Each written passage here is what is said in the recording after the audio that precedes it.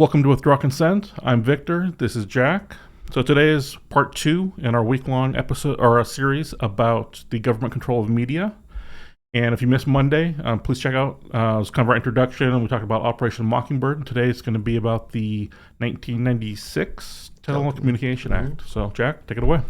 Okay, so basically we've all heard about this thing, how it consolidated basically a bunch of companies into 6 companies. And so basically, if you go back and you think about pre-1996 when they were talking about this, they're talking about this thing is going to be crazy, the internet. They're on BBSs, Right. bulletin board systems doing stuff, and the internets and AOL, and they're like, we need to bring us into the future, right?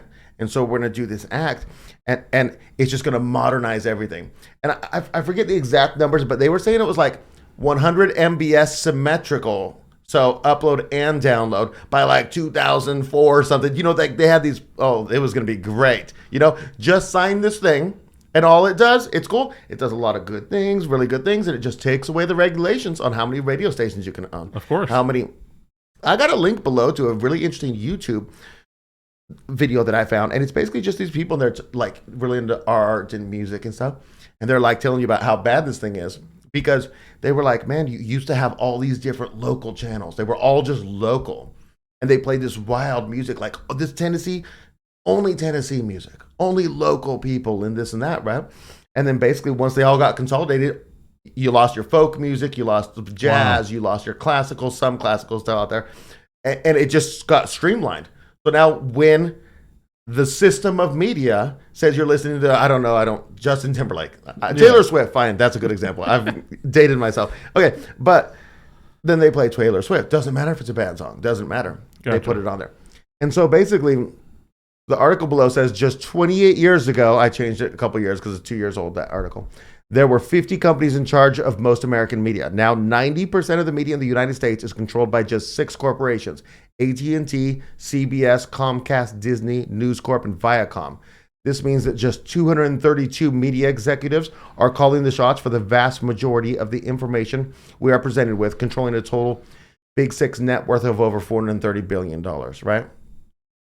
There's tons of references below. You can look at the Telecommunications Act. You can look at Jews controlling the media. Like I put 10 references down there, like lots of good stuff.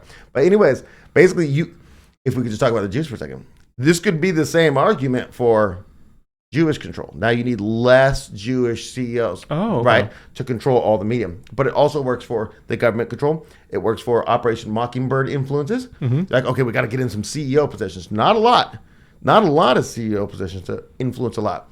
Okay, so we know what happened. That 50 companies became 6 companies. Now I'm going to redo this piece of comedy from the Federal Communications Commission website, the FCC. If you want to know what the Telecommunications Act of 1996 is, come there and they'll tell you. So we know what happened. This is what it's still on the site today. Link below. Listen to this. The Telecommunications Act of 1996 is the first major overhaul of telecommunications law in almost 62 years. The goal of this new law is to let everyone enter any communications business. So let any communication business compete in any market against any other, right? The Telecommunications Act of 1996 has the potential to change the way we work, live, and learn. It will affect telephone service, local and long distance, cable programming, and other video services, broadcast services, and services provided to school. The FCC has a tremendous role to play in creating fair rules for this new era of competition, right? At this internet site, we will provide, and it keeps going, but it's increased competition and long distance and blah, blah, blah. You deregulated, you increased the competition, and everybody bought each other. Right. And we're not done yet. We're not going to end with 6. Right. Right?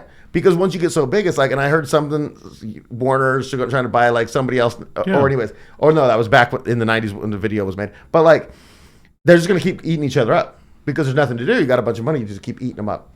But it's, from a business perspective, it's cheaper to merge. You're getting rid of duplicate, like, departments and all that. It naturally wants to merge, from what I've heard. Okay, right. But that's also what they tell you when they want to consolidate and control. I don't know the economics of it. Yeah, no. I'm not saying that is the reason. I'm just saying when you deregulate, things naturally want to combine. Okay. It's funny in one of the articles that I got below about the Jews, and then they're like, update to the article. They're like, this Jew, who's the CEO, was replaced by this other Jew named Bob Iger. And that's funny that it's a real old article, right? And what happened recently in 2019 is they got rid of the CEO of Disney, who was probably a Jew, I'm just going to guess, and they replaced him with Bob Iger. He's back again. Yeah. So it's just pretty funny. Wait, okay, so you can look at these articles I've gotten there from any period, and they're all just the same companies and the same people controlling them. Anyways, so that's kind of about that. Now I want to talk about the Smith-Mundt Act, okay? Because this is something you heard a lot. You hear under Obama, they basically made it legal to propagandize United States citizens. Oh, right. So basically what happened is this. On January 27, 1948, so we're going way back, the Information and Educational Exchange Act of 1948, casually called the Smith-Mundt Act, came into effect. The stated purpose of this act was to promote the better understanding of the United States among peoples of the world and to strengthen cooperative international relations, right? And so basically what people say when they want to just say random stuff is they say, but this act forbade them from using propaganda against Americans. See, it said foreign. It said right. Foreign. And what they are talking about when they say foreign, when they said promote the better understanding of the U.S. among the peoples of the world and to strengthen cooperative international relations, they mean to disseminate lies and propaganda. That's all they mean. They're not doing brochures of how nice it is to live in San Francisco or something, you know? So basically, I've got that act linked below. Okay. You can go into it. Read the whole thing. Doesn't say it in there once. So it's basically kind of inferring that they only have the power to do it abroad. Oh, interesting. Right? And so I was surprised to find that. Anyways, now we're going to talk about it's called the SMMA, the Smith-Mundt Modernization Act. Okay. We're going to talk about this, and I got it linked in the description below, right? And something interesting happened when I found it, put it on the website, right? When I put it on the website, I also download a copy of the PDF onto my computer, right? So I go back, now I'm going to actually do the write-up on it, and I look, and it's not in the link that I have on the website. The link to the PDF, it's not in there. You go down to this section, I'll tell you, it's section 1078, and it's not there. So then I go to the file on my computer, 1078 is not on that file. It is not on the PDF on my drive, right? Okay. So I'm like, dang, I'm going to find this thing again. And it's interesting because in one of the articles below, I think it was a lady writing it, and she said, man, it's really hard to find this section 1078. And I'm like, well, I mean, if they delete it off your computer, for goodness sakes, it is, you know? So I go and I try to look for it, and I'm clicking on the links that I've clicked on. Nope, it's not there. This one is these are government websites. And it has a summary of every section. So you scroll down, it says summary of section 1078, Smith-Mundt, you know? But then you click on open the PDF and you scroll down, no 1078.